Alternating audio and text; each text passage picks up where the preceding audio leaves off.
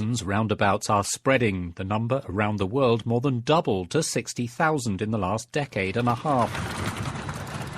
To the satisfaction of staff here at Britain's Transport Research Laboratory, which claims to have invented the modern roundabout.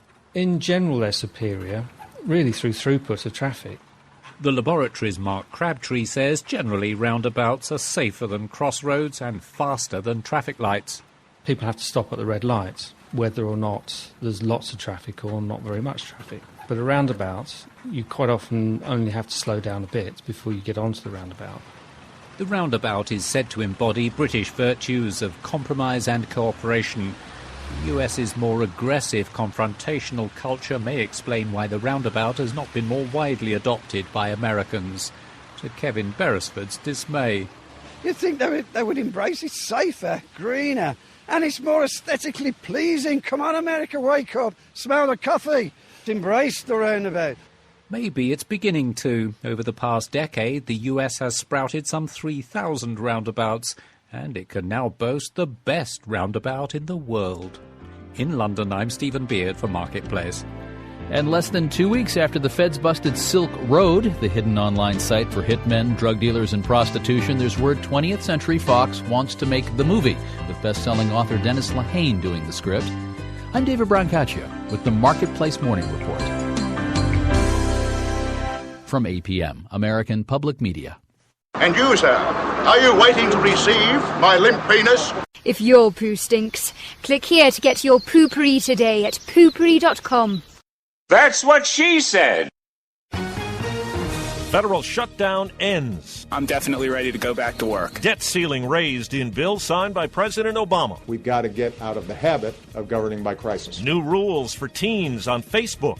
They better be discreet about what they post. Good morning. I'm Steve Kathan with the CBS World News Roundup. The partial government shutdown is over. The debt ceiling's been raised. President Obama signed a bill last night that made it through Congress, ending a prolonged and bitter political battle, or at least calling a truce till early next year. Our team coverage begins with CBS's Pam Coulter. Nobody said they liked the bill that reopens the government and defers a possible default, from Tea Party hardliner and Obamacare foe Ted Cruz. This deal kicks the can down the road. To Democrats who winced at constricted spending levels. House Leader Nancy Pelosi. I do not come here to pin a rose on this legislation. But concern about the impact of a government default produced enough votes to end the bitter budget fight with President Obama, who offered an olive branch. I'm willing to work with anybody. I am eager to work with anybody. I'm Barry Bagnotto live in Washington. Losers, the economy, confidence in American government. Winners. The term winner is probably not the best term to use in this whole scenario. CBSNews.com executive editor Steve Chikaris. The Tea Party and the Republican Party has clearly taken a hit from all of this. The Democrats are thinking that they're sitting pretty. CBS News consultant Leonard Steinhorn says, but they've all punted this issue down the field. And while most Americans were angered over the GOP tactic of risking the nation's health over Obamacare, in this next round of fights, which will be over spending and taxes and the size of government, the question is, will the public feel the same way about the president? It's a totally different context. Our political director, John Dickerson.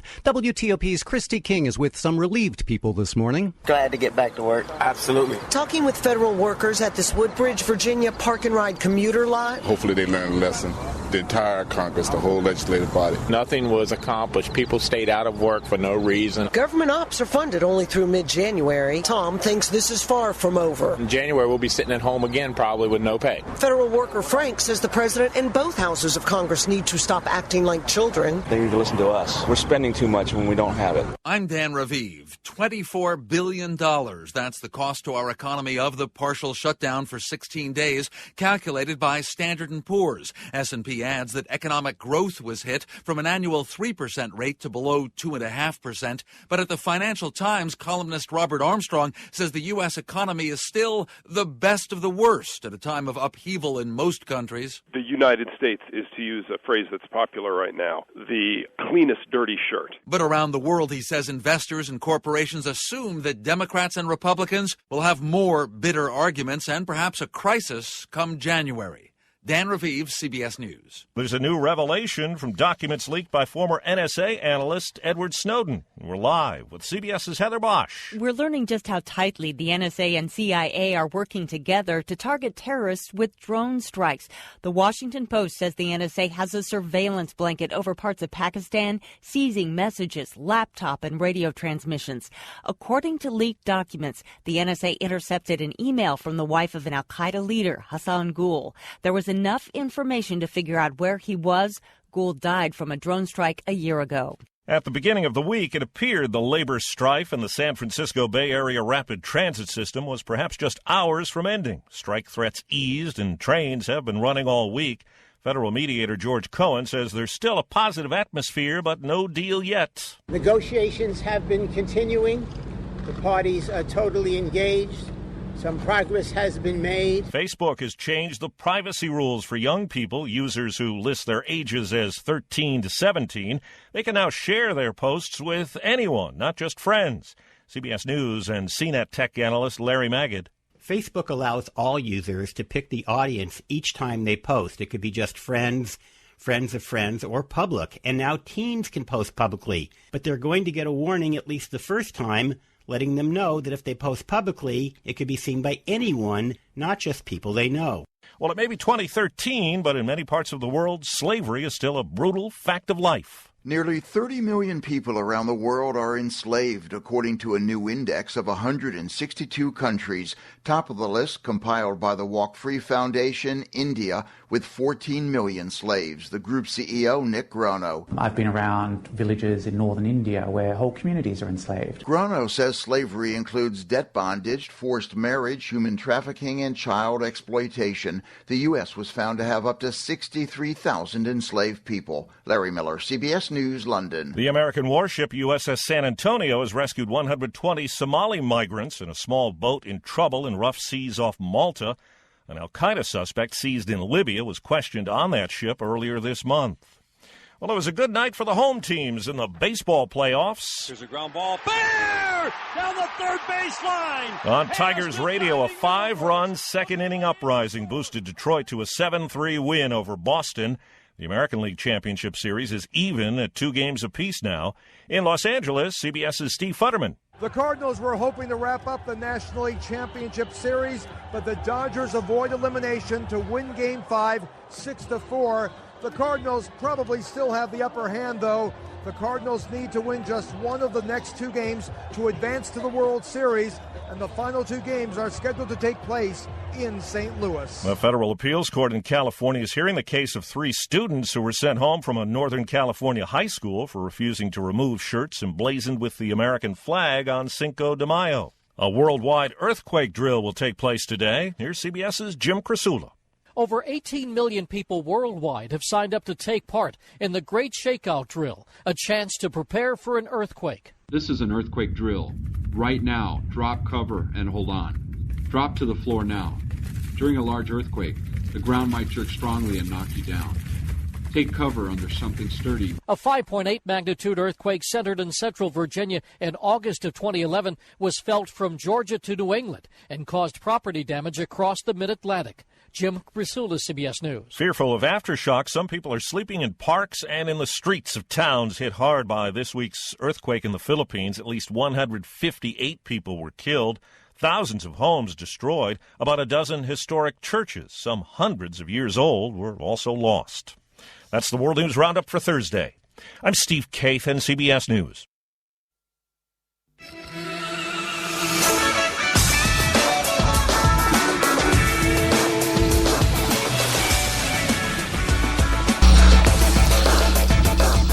Welcome back to Studio 26 on this Thursday morning, and it occurred to me why the levels were so low on CBS World News Roundup, and I realized it's about 10 seconds to go. I forgot to pull the pot back up. Oh, well, so that's what I get for doing other things while I'm trying to do a podcast. It's time for News of the Weird on this Thursday morning, so without further delay, hit the music, maestro. And take a look at News of the Weird for today. We go to the great state of Ohio, if I'm not mistaken. A Western Ohio woman charged with petty theft for allegedly stealing get this, $2.87 from a courthouse fountain says she is now jobless and took the change to buy food. $2.87. Well, WBNS-TV in Columbus reports the woman pleaded not guilty yesterday. A police report alleges that she stole the change on October 7th from the Logan County Courthouse fountain in Bellefontaine, and an officer asked her what she was doing and found the change in her pocket. Well, the woman says she worries she'll end up in jail for taking money that she says didn't belong to anyone. She says she has no job, is on the verge of losing her apartment, and is trying to feed herself and her 4 cats. The city's safety director says officials hope to resolve the case before the November trial. So, let me get this straight. They're going to spend buku's amount of dollars to prosecute over $2.87. Now, I don't endorse theft, of course, but this is ridiculous. The woman is down on her luck, and you're going to be hard-nosed about that crap? I don't know. Well, no popular tweets of the day, sorry.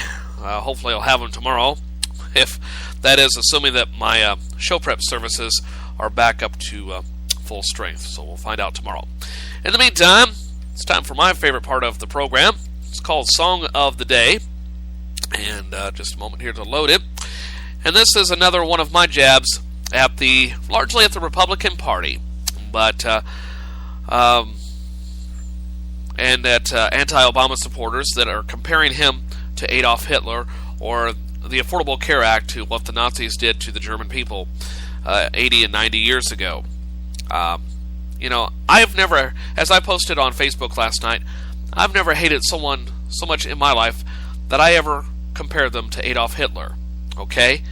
I can't ever recall of a time that I ever did that. And with that being said, this is a cynical joke in that if you feel that way, this was a popular song during World War II, the latter part of World War II,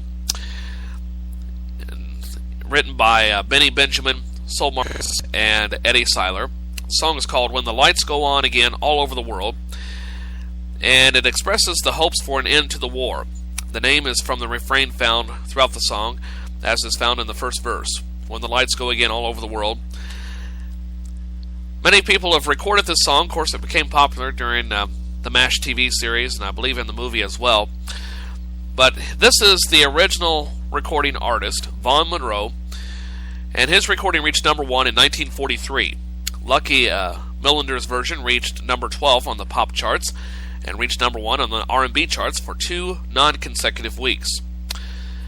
The reference to lights going on again alludes to the remark that the lamps are going out all over Europe.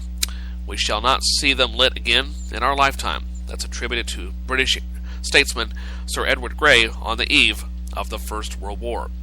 And now, without further delay, here is today's Song of the Day from Vaughn Monroe.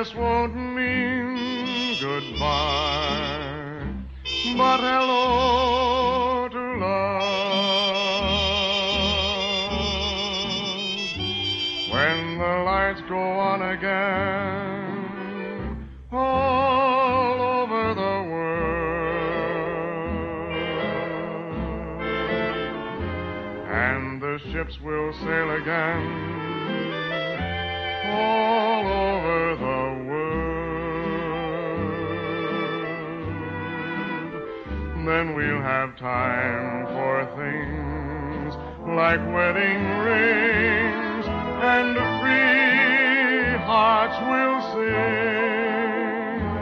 when the lights go on again.